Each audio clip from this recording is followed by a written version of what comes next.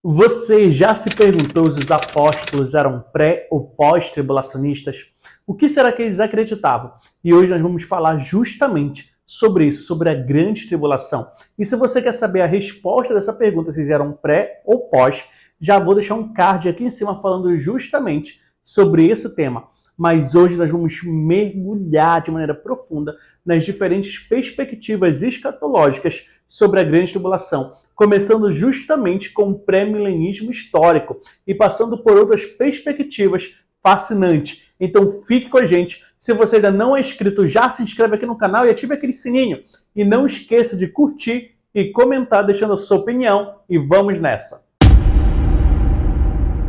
O pré-milenismo histórico é uma visão escatológica que ensina que Cristo voltará antes do milênio. E se você deseja saber mais sobre essa teoria, a sua origem, os seus pontos positivos e negativos, eu vou deixar um card aqui em cima falando justamente sobre ele. Mas vamos lá. Diferente do pré-tribulacionismo, essa visão acredita que sim, a igreja passará pela grande tribulação. Os crentes enfrentarão tempos difíceis de sofrimento e perseguição junto com toda a humanidade, e nós vamos explorar agora como essa visão interpreta a grande tribulação, o anticristo, falso profeta e a marca da besta. Para os pré-milenistas históricos, a grande tribulação é um período futuro de julgamentos divinos intensos e perseguições antes da segunda vinda de Cristo. Esse período será marcado por desastres naturais, guerras e uma perseguição implacável contra os crentes e contra o povo judeu.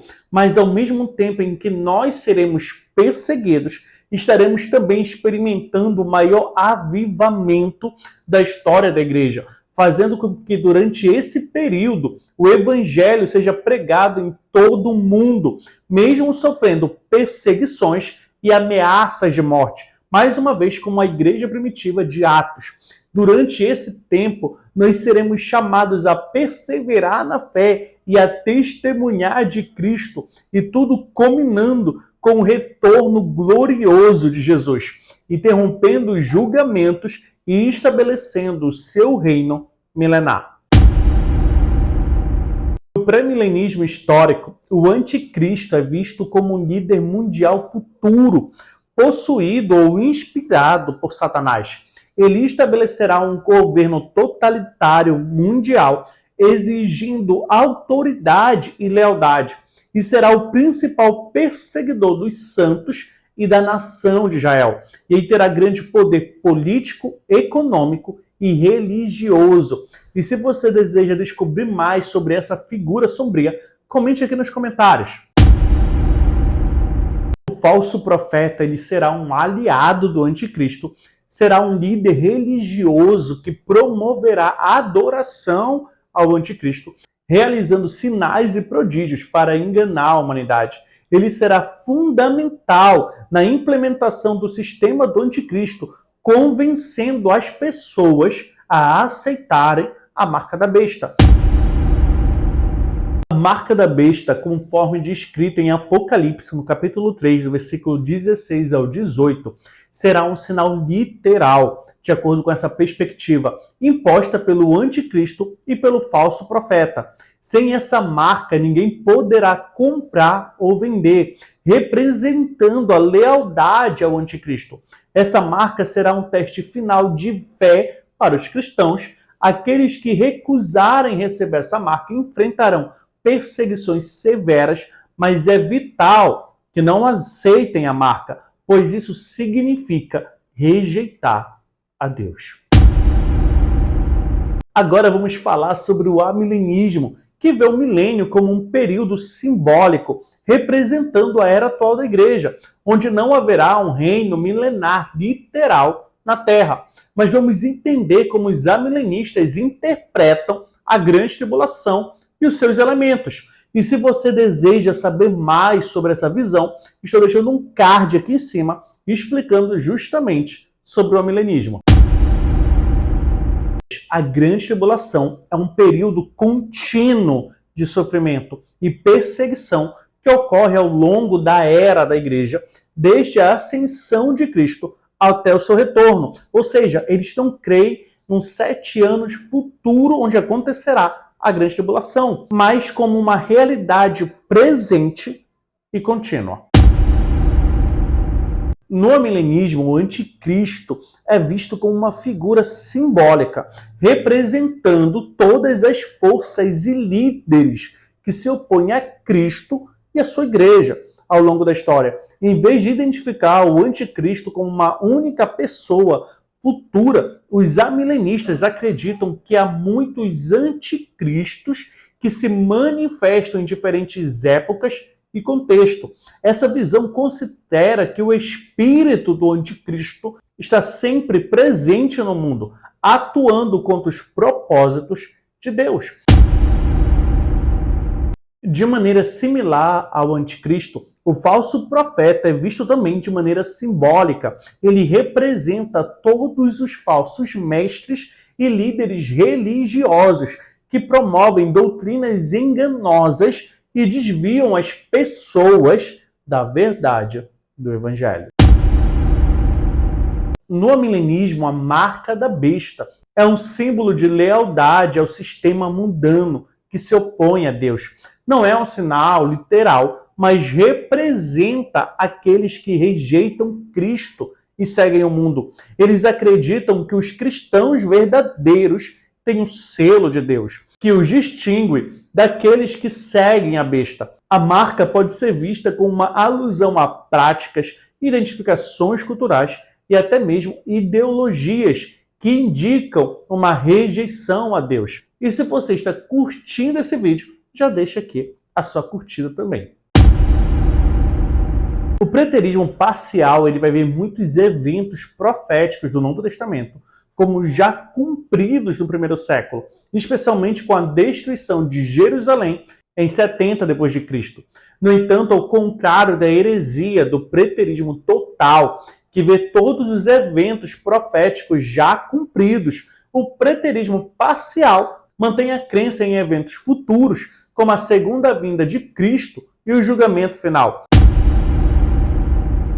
Para os preteristas parciais, a grande tribulação descrita em Mateus 24 e no livro do Apocalipse foi um evento que ocorreu no primeiro século, culminando com a destruição de Jerusalém em 70 d.C. Eles veem isso como um tempo de grande sofrimento para os judeus, resultado da rebelião contra o Império Romano e do consequente cerco e destruição da cidade.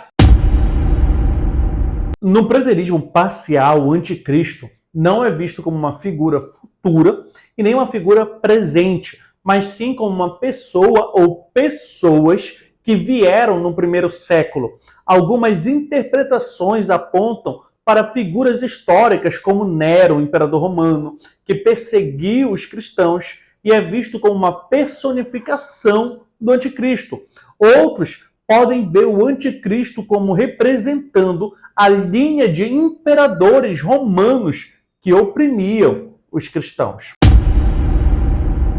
O falso profeta, de acordo com o preterismo parcial, é identificado com figuras religiosas judaicas que levaram o povo a se rebelar contra Roma e que se opuseram ao cristianismo nascente. Essas figuras poderiam incluir os líderes do Sinédrio e outros líderes religiosos judaicos da época, que rejeitaram Jesus como Messias e perseguiram os seus seguidores.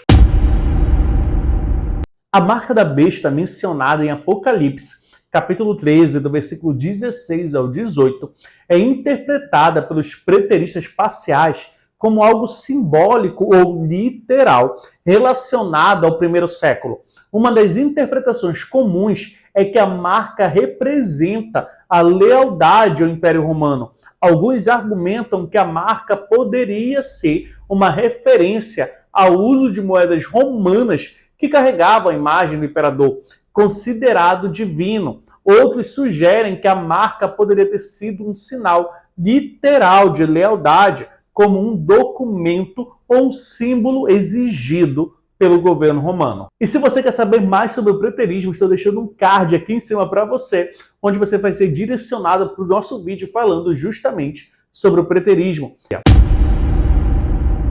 O pré-tribulacionismo é uma perspectiva escatológica dentro do pré-milenismo que ensina que a igreja será arrebatada antes da grande tribulação, um período de 7 anos de grande sofrimento e julgamento sobre a terra.